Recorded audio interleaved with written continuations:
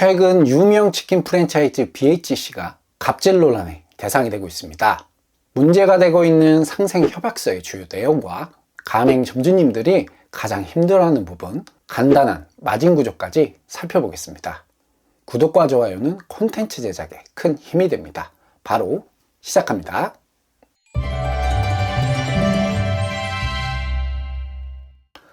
안녕하십니까, 창업의 정석입니다.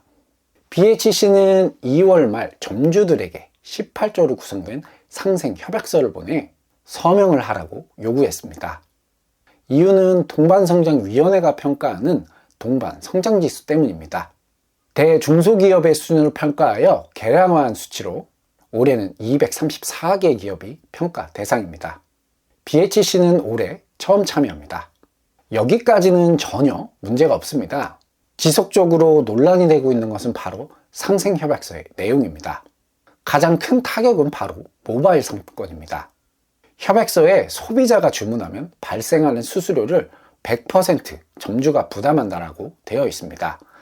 카카오톡 등으로 구매하는 쿠폰에는 최대 7.35%의 수수료가 붙습니다. 이를 전부 점주가 부담하게 되면 당연히 마진이 떨어지게 됩니다. 요즘은 모바일 쿠폰 주문이 많아지고 있어 부담이 많이 될 거라는 점주님들의 의견이 많습니다.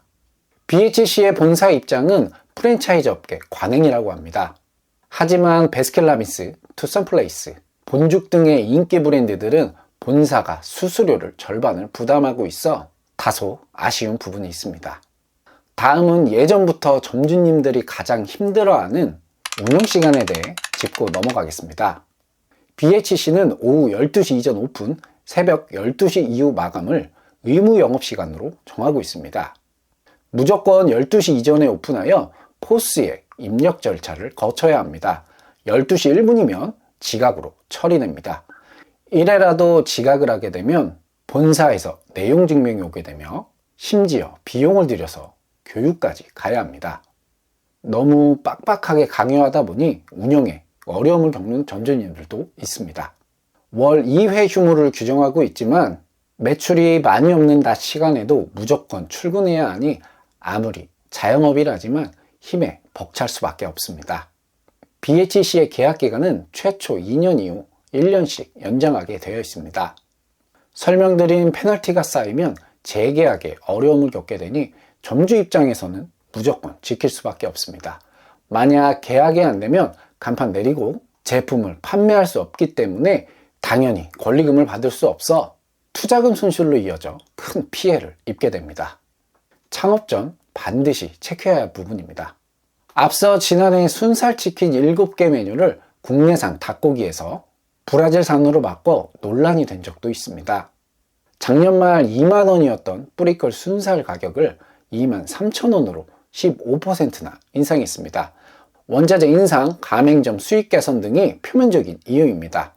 하지만 국내산 대비 최대 70%까지 저렴한 브라질산은 심지어 세금 부담까지 적다고 하니 이슈가 될 수밖에 없습니다. 이런 갑질 논란을 공정거래위원회에서 조사한다고 하니 결과가 어떻게 나올지 지켜봐야 할 것 같습니다. 유명 치킨 브랜드들은 마진이 좋지 않기로 유명합니다. 높은 재료비, 배달앱 수수료, 배달 대행비가 가장 큰 이유입니다. 실제로 2만원짜리 닭 한 마리를 팔면 이렇게 남습니다. 여기에 쿠폰까지 생각해야 합니다.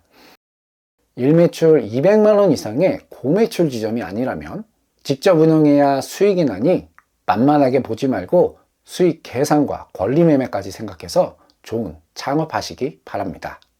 마무리하겠습니다. BHC는 외국계 사모펀드에 인수된 뒤 단기 이익을 극대화해 재매각하는 과정을 반복하고 있습니다. 유통 마진을 올리는 것이 가장 쉬운 방법이기 때문입니다. 앞서 설명드린 논란들도 결국 더 비싸게 매각하기 위한 준비라는 좋지 않은 시선도 존재합니다. 모든 창업의 기본은 당연히 매출이지만 점주님들의 상권 보호, 마진도 굉장히 중요합니다. 시간이 지나 점주님들에게 이익이 가는 쪽으로 해결됐으면 하는 개인적인 바람을 담아봅니다. 영상이 도움이 되셨다면 구독과 좋아요 부탁드립니다. 창업의 정석이었습니다. 감사합니다.